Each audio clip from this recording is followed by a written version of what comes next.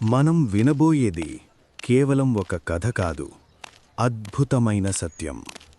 భారతీయ గ్రంథాలలో వర్ణించిన యోగ సాధనలు ఈ ఆధునిక యుగంలోనూ నిజమయ్యాయని నిరూపించిన మహనీయుడి గాథ ఇది. అగ్నిమధ్య ధ్యానం, గడ్డకట్టే చలిలో బహిరంగ విశ్రాంతి, నిరంతర వర్షంలోనూ తపస్సు. ఇవి కేవలం పురాణాల్లోనే కాదు, మన కళ్ల ముందే ప్రత్యక్షంగా జరిగాయి. ఆ మహాత్ముడు ఉలాజీ బాబా 1965లో ఆదిలాబాద్ జిల్లాలోని మలంగి క్షేత్రం. ఒక వేసవికాలం. ఆ ఏడాది వైశాఖ మాసం. సూర్యుడు నిప్పులు చెరుగుతున్నాడు. భూమి తల్లి దాహంతో అలమటించింది.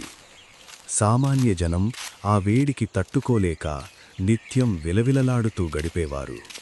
అందరూ ఎండల గురించి చర్చిస్తుంటే బాబా మాత్రం చిరునవ్వుతో ఉన్నారు. ఏంటో ఈసారి ఎండలు చాలా తక్కువగా ఉన్నట్టున్నాయి అని బాబా మాటలు విని శిష్యులు ఆశ్చర్యపోయారు. నాకు మాత్రం శరీరమంతా చల్లగా హాయిగా అనిపిస్తోంది అని బాబా అన్నారు. వారికది అర్థం కాలేదు. ఆయన స్థితిని ఊహించలేకపోయారు. మరుసటి రోజు బాబా తన శిష్యులతో కలిసి మలంగి క్షేత్రం నదీ తీరానికి చేరుకున్నారు. 4 దిక్కులా 4 అగ్నికుండాలు సిద్ధం చేశారు. దీనినే పంచాగ్ని సాధన అంటారు. 4 అగ్నులు, 5వది సూర్యుడు. అత్యంత కఠినమైన తపస్సు. సరిగ్గా మధ్యాహ్నం 12 గంటలు. అగ్నిజ్వాలలు శాంతించి నిప్పులు సెగవెదజల్లుతుండగా బాబా ప్రశాంతంగా ధ్యానముద్రలో కూర్చున్నారు.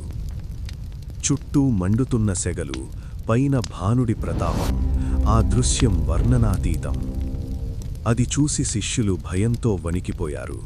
కొందరు ఆ దృశ్యం చూడలేక వెళ్ళిపోయారు. మానవమాతృలకు అది సాధ్యం కాననుకున్నారు. కాని బాబా మాత్రం తల్లి ఒడిలో నిద్రిస్తున్న పసిపాపలా హాయిగా పరమానంద స్థితిలో ఉన్నారు. శరీరం కష్టాల నుండి విడిపడి ఆత్మ పరమాత్మతో లీనమైన మహత్తర క్షణాలవి. 45 నిమిషాల సుదీర్ఘ సాధన తర్వాత బాబా మెల్లగా కళ్ళు తెరిచారు. ఆయన ముఖంలో మాటలు కందని ఒక దివ్య తేజస్సు.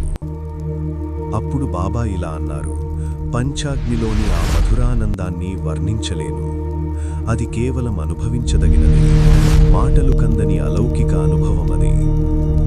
యోగులు తమ అంతర్గత శక్తితో ప్రకృతిని సైతం జయించగలరని నిరూపించిన సత్యం.